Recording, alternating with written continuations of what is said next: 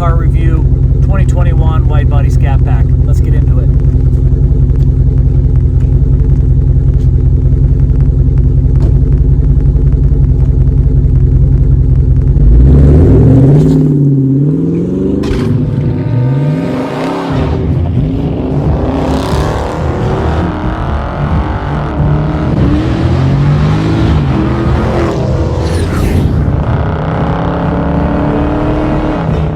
Before we get into the details of maybe exterior, interior, I just want to kind of give you my driving thoughts and sort of ownership over the past year.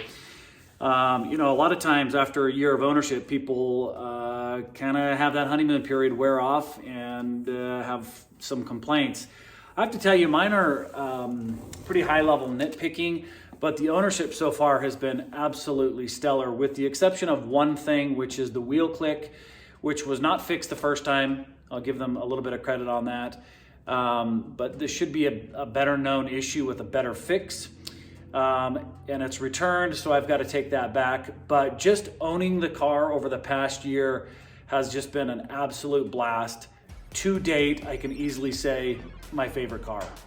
And there's a lot of reasons for that, but the ownership experience has been superb. Now, I will tell you that this car has a bit of a bone of contention, or is a bone of contention within my family, because nobody wants to drive it. Now you're gonna say, cool, I don't want you to drive it. I don't want anybody driving my car. But in general, the family's just not big on driving this car, because I think they're just afraid, A, it's a pretty powerful car, B, they don't want anything to happen, because they know how I feel about this car, kind of my baby. So ownership has been great. It's exceeded my expectations. There were no surprises in terms of the gas mileage. I'm getting 17.2 average, and remember, I'm commuting about 15 miles one way to work, which is just a little bit of highway driving and then a little bit of in-town driving. So I'm not doing a lot of highway driving. And 17.2, not actually too bad for almost a 500 horsepower motor. So far, just the ownership and the expectations far exceeded. I get a ton of compliments. It has a ton of road presence. I get a ton of thumbs up. I get a ton of people looking at the car, really like it. And actually, now that I'm paying attention to these vehicles, there are quite a few where I live of a combination of 392s, Hemis, Hellcats. I haven't seen a red eye here. But there's quite a little community here for these cars, and it's kind of cool. I think it's growing, especially since the cars may be sunsetted. So love the car. Really have, just in terms of an ownership, no real big issues where I just said, oh, I didn't realize that, because I did my homework and I did my research on it. It fits out of my garage just fine. Got a couple inches on both sides of the mirrors to get in. I will tell you that I still haven't got used to having a good sense of where the front of the car is. I think I'm close to the curb, and I'm super paranoid because the front fascia, I don't want to damage it, and so far it's held up nicely.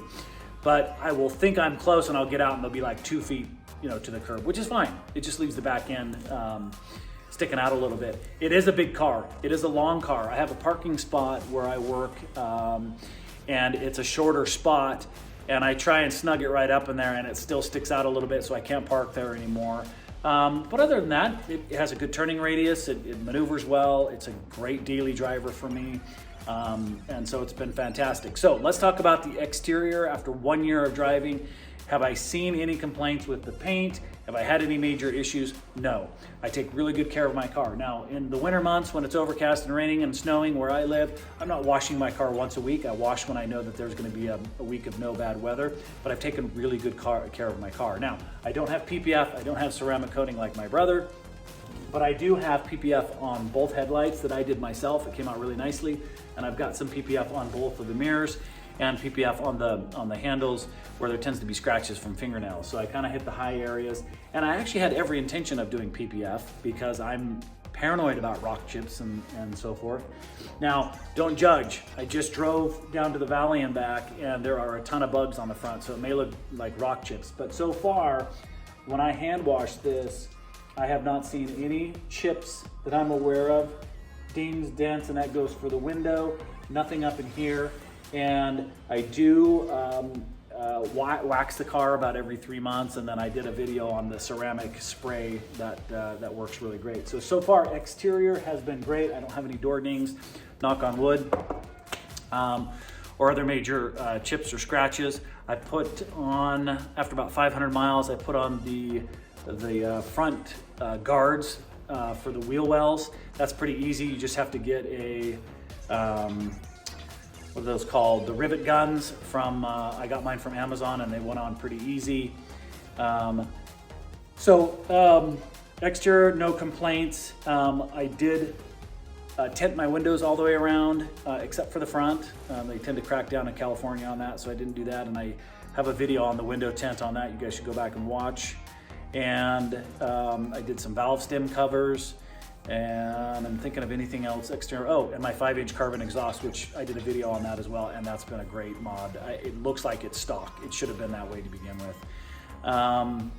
The wheels, be prepared. Ownership, guys, don't get freaked out on the brake dust. You're not gonna have clean wheels. You'll literally wash your car, and between here and where you go, car show or even to the store, you'll have dust. It's the way it is. There are some ways that you can mitigate that. You can wipe them down every night. You'll go through a ton of terry cloths, I'm sure. But just keep your car clean. I will give you this advice. I have noticed that since I stopped using wheel spray cleaner, the clicking did not return as bad, and I have seen that online. So if that's a problem for you, don't spray the wheel cleaner on. I just use the foam cannon, and I clean them. And I've also done a washing video as well. So that's the exterior. I'm trying to think of anything else. The wheels have held up. I did have one flat. I woke up one morning and I turned my car on, and the tire pressure TPM monitor came on, and it said I had 12 PSI in the rear wheel, and I was like, oh man. And there was a giant bolt. And so I shout out to Les Schwab, made an appointment. They were excellent taking the wheel off. They didn't scratch it. They didn't scratch around the rim or the wheel. And they did a great job patching it. Saved me $400 on a new tire, so that was great. Other things, I've done one oil change, and I had a nozzle on the left side sprayer that didn't work. Took them 5 minutes to replace that. No complaints on the exterior. The lines are good. I usually am pretty picky about all the lines. Everything seems to be fit together well. Nothing that's sort of sloppy after a year. Interior wise, let's take a look at the interior. I have a fairly unique car combination with the white. You can see the nice window tint. And then I've got, some people call it the peanut butter. And I've got the caramel and black. And so you can see, I really like it because it just highlights the Scatpack logo, the little B there. And these seats have held up real nice. Now, I don't have a lot of passengers all the time. And I don't let people eat in my car. Ooh, big surprise, especially with the suede. And so coming around to the driver's side, I usually put a little shirt over my seat because when I work out, sometimes I get sweaty. So if you look on the seat here, you can see that there is some wear on the leather, right? You'd expect that getting in and out, but otherwise it's held up real nice. I did get the WeatherTech mats. That's a must. You've got to do that. That's super nice. Other interior upgrades, I did the cover for the LCD screen there, or just the center console there. That's been real nice.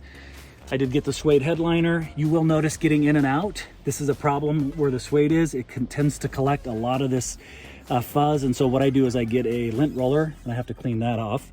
So that's something to keep in mind. And then I did my paddle shifters.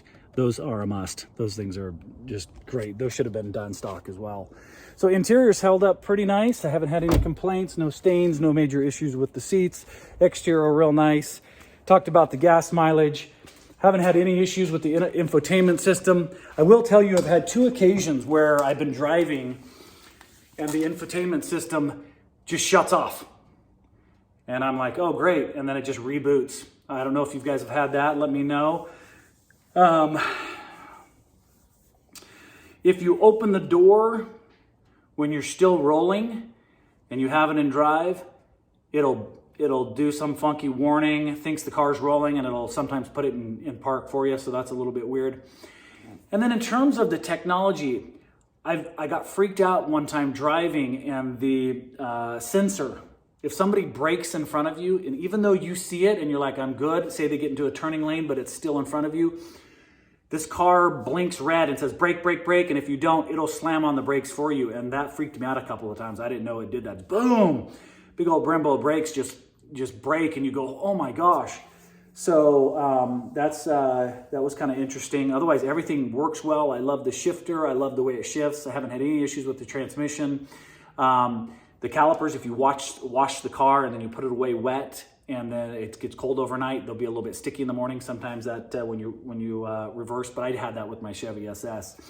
So all in all, guys, in terms of quality, durability, how's it holding up, driver experience, I give it high ratings across the board. I don't want to get too technical. I'm not going to do like some sort of 1 out of 10, but 2 thumbs up. Excuse me. Geez, 2 thumbs up.